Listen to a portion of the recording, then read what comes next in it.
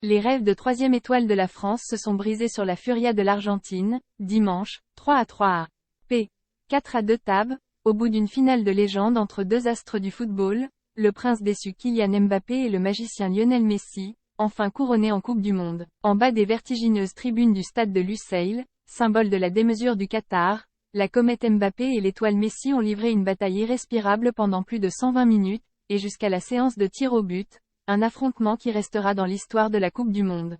Un triplé pour le Français, 80e SP, 81e, 118e SP, un doublé pour l'Argentin, 22e SP, 109e, et une ambiance fantastique jusqu'au bout, sublimée par les dizaines de milliers de fans surexcités de l'Albi-Céleste.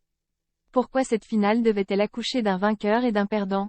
Irrationnelle, cette soirée du 18 décembre restera éternellement celle de Messi, incapable de cacher ses larmes après la rencontre, sous les feux d'artifice de Lusail. Avec ce premier titre mondial, le troisième de l'Argentine après 1978 et 1986, la Pulga préside désormais la table des légendes de l'Albi-Céleste, avec Diego Maradona à ses côtés. Un crépuscule glorieux pour un artiste du football, 36 ans après le sacre du Dios. Dans les hautes sphères du football, il fallait un perdant.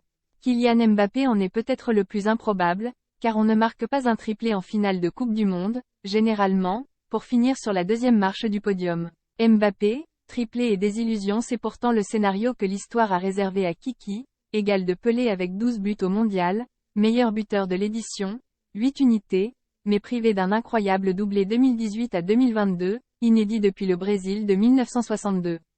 La mine fermée, il a reçu son soulier d'or sous les huées du public.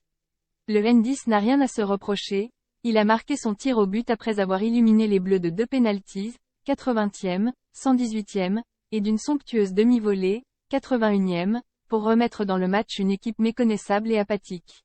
En soufflant ses 24 bougies, mardi, l'attaquant du Paris SG saura ce qui le sépare des légendes du football. Rien du tout, ou presque. Il se dira aussi qu'en 2026, il n'aura que 27 ans. Car le destin a basculé au tir au but, évidemment, et c'est alors Emiliano Martinez, gardien malin de l'Albi-Céleste, qui a joué sa partition à merveille, stoppant le tir de Kingsley Coman et voyant celui d'Aurélien Tchouaméni fuir le cadre.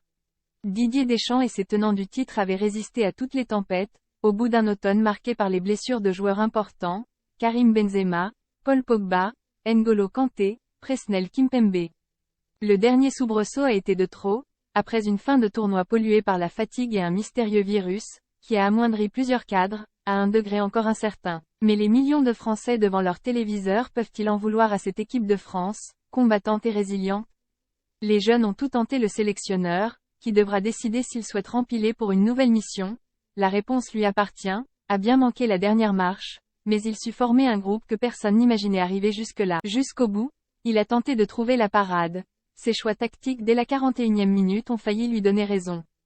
En remplaçant Olivier Giroud et Ousmane Dembélé par Randal Kolo Muani et Marcus Thuram dès la 41e minute, Dédé a peut-être privé le meilleur buteur des Bleus, 36 ans, de ses derniers moments sous le maillot tricolore, mais il a redonné un souffle à cette équipe de France, lui rappelant qu'elle ne devait pas compter que sur ses tauliers. Kolo et Ticus ont sonné la révolte dans une fin de match assourdissante. Ils finissent eux aussi dans la tristesse des perdants.